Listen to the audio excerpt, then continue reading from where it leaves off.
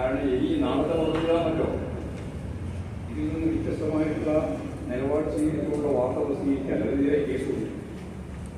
അതിന് വേണ്ടിയിട്ടേ എല്ലാ ദിവസവും ഇങ്ങനെ തോന്നിയ വാസം പ്രസിദ്ധീകരിക്കുക, ആ വാർത്ത എല്ലാവരും വായിച്ചുകൊണ്ടിരിക്കണമെന്ന് നിർബന്ധിപ്പിക്കുക, അതിനെതിരായിട്ട് ശാസ്ത്രീയ നിയമ നടപടികൾ സ്വീകരിക്കും. അതിനുവേണ്ടിയായിരിക്കും ഇത് വന്നത്.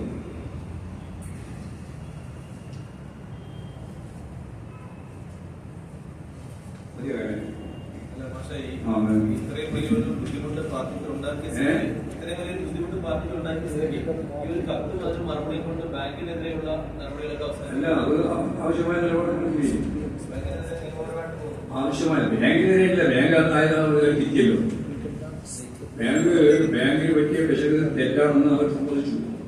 അത് ഈ ടീയാണല്ലോ മാറിപ്പോയത്. ടീക്ക് പോലെ ശരിയാണ് അവർ തെറ്റായി പോയി എന്നൊക്കെ പറഞ്ഞ് സമ്മതിച്ചു.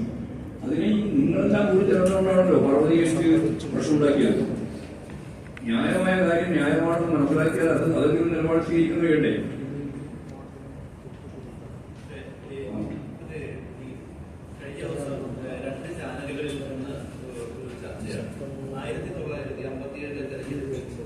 കമ്മ്യൂണിസ്റ്റ് നേതാവായിരുന്ന CH കനാരൻ വർഗീയ ധ്രുവീകരണം നടത്തിയെന്ന് പറഞ്ഞൊരു പ്രചരണം വ്യാപകമായിട്ട് അസംബന്ധ പ്രചരണമാണ്, തെറ്റായ പ്രചാരവേദിയാണ്. CH കനാരനെ പോലുള്ള ഈ കേരളം കണ്ട കമ്മ്യൂണിസ്റ്റ് ഇടതുപക്ഷ സ്വാതന്ത്ര്യ സമര പോരാട്ടത്തിന്റെ മുൻനിര നിന്ന് പ്രവർത്തിച്ച ആളുകളെ അപകീർത്തിപ്പെടുത്തുന്നതിന് വേണ്ടിയുള്ള ബോധപൂർവമായ പ്രചരണം.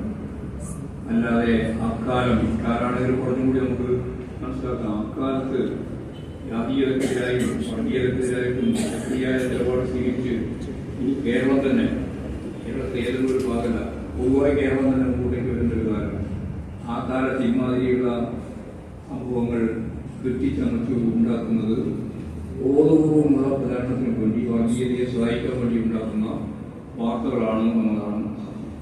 യാതൊരു തരത്തിലുള്ള വസ്തുതയും തെളിവും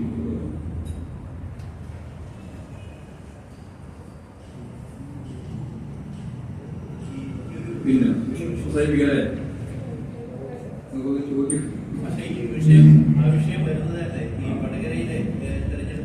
അതിനെ സംബന്ധിച്ച് അതുപോലെ അവസാനിക്കാൻ അതിനെതിരായിട്ട് കേസ് കൊണ്ടുവന്ന് നടത്തിയിരിക്കും. ഇത്തരത്തിലുള്ള കള്ളപ്രചാരവേല നടത്തിക്കൊണ്ടിരിക്കുന്ന മാധ്യമങ്ങൾക്കെതിരായിട്ട് ഈ വർത്തമാനമായിട്ട് മാത്രം കാര്യമില്ല, നിയമപരമായ കാര്യങ്ങൾ കൈകാര്യം ചെയ്യുന്നത്. ഈ തെരഞ്ഞെടുപ്പിന്റെ ഏറ്റവും വലിയ പ്രധാനപ്പെട്ട സമയത്ത് ഒരു പാർട്ടിയുടെ ജില്ലാ സെക്രട്ടറി, ആ തെരഞ്ഞെടുപ്പിന് ആ ജില്ലയിൽ നേതൃത്വം കൊടുക്കേണ്ട പാർട്ടിയുടെ ഏറ്റവും മുതിർന്ന നേതാവ് ജില്ലാ സെക്രട്ടറി, അദ്ദേഹത്തെ മണിക്കൂറോളം ഇഡി ചോദ്യം ചെയ്തു. നിരവധി പ്രാവശ്യം ചോദ്യം ചെയ്തു. ആദ്യ പ്രാവശ്യം പോകുമ്പോൾ തന്നെ ആ ജില്ലാ സെക്രട്ടറി ആ ബാങ്കിന് നൽകിയ കത്ത് ഇഡിക്ക് നൽകിയിട്ട് ഇത് ബാങ്കിന് പറ്റിയ നമ്പര് ഒരാവശ്യമില്ല, ചോദിച്ചുകൊണ്ടിരിക്കല്ലേ. തിരുവണ്ണെ അറസ്റ്റ് ചെയ്യേണ്ട ഒരാവശ്യം ഉണ്ടായിരുന്നു, ചെയ്തല്ലേ? പറഞ്ഞുണ്ടായിരുന്നു. പറയാനില്ല, ഇത് പറയാനുണ്ട്. ഈ ലോകത്ത്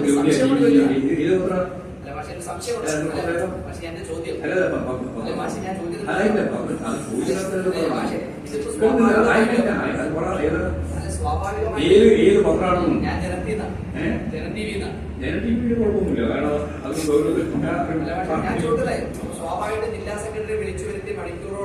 എന്റെ സുഹൃത്തെ, ഞാൻ മലയാളത്തിലാണ് പറഞ്ഞത്.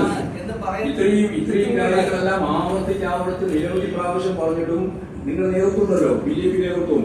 ആ BJP നേതൃത്വം പാർട്ടിക്കാർക്കെതിരായിട്ട്, ഇടതുപക്ഷക്കാർക്കെതിരായിട്ട്, പ്രതിപക്ഷ പാർട്ടി നേതാക്കൾക്കെതിരായിട്ട് എടുത്തുകൊണ്ടിരിക്കുന്ന ഒരു നിലപാടിന്റെ വളരെ ശക്തിയായ ഒരു കടമാറ്റമാണ് യഥാർത്ഥത്തിൽ നടന്നത്. നിഷ്കളങ്കമായ ചോദ്യം ചോദിക്കുന്നത് നിങ്ങളോട് ഞാൻ എന്ത് പറയാനാ? നിങ്ങളിപ്പോ ചോദിക്കുന്നത് നിഷ്കളങ്കമായ ചോദ്യമാണ്. അയ്യോ, ഇങ്ങനെ പറഞ്ഞിരുന്നെങ്കിൽ ഈ പ്രശ്നം ഉണ്ടാകുമെന്നുള്ളതല്ല. നിങ്ങൾക്ക് ലോകം തിരിയില്ല, അതാ കാര്യം.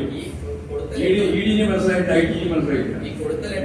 സെക്രട്ടറി കൊടുത്ത ലെറ്ററിലും അങ്ങനെയാണ് എഴുതിയിരിക്കുന്നത്. 5-ാം തീയതിയും 8-ാം തീയതിയും 2-ാം തീയതിയും ഒക്കെ തന്നെ ഇത് സംബന്ധിച്ച രേഖകൾ ബാങ്കിനുമായി ബന്ധപ്പെട്ട ഇടപാടുകൾ പാർട്ടി നടത്തിയിട്ടുണ്ട് എന്നാണ് പാർട്ടി കൊടുത്തിരിക്കുന്ന കത്താണ്.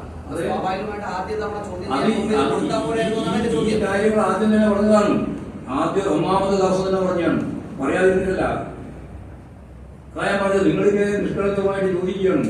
ഈ പറഞ്ഞിട്ടുണ്ടെങ്കിൽ കാര്യങ്ങൾ ശരിയാക്കുമായിരുന്നല്ലോ എന്നാണ് പറഞ്ഞിട്ടുണ്ട്. ഒരു പ്രാവശ്യം ആവർത്തിച്ച് പറഞ്ഞിട്ടുണ്ട്. പക്ഷെ എന്നാലും അവിടെ മേലെ വരുന്ന മുടി അടിസ്ഥാനപ്പെടുത്തിയിട്ട് പാർട്ടിക്കെതിരായിട്ട് കടന്നാക്രമണത്തിന് അത് ഉപകരണമായി ഉപയോഗിക്കുകയും ചെയ്തത്. അതാ കാര്യം.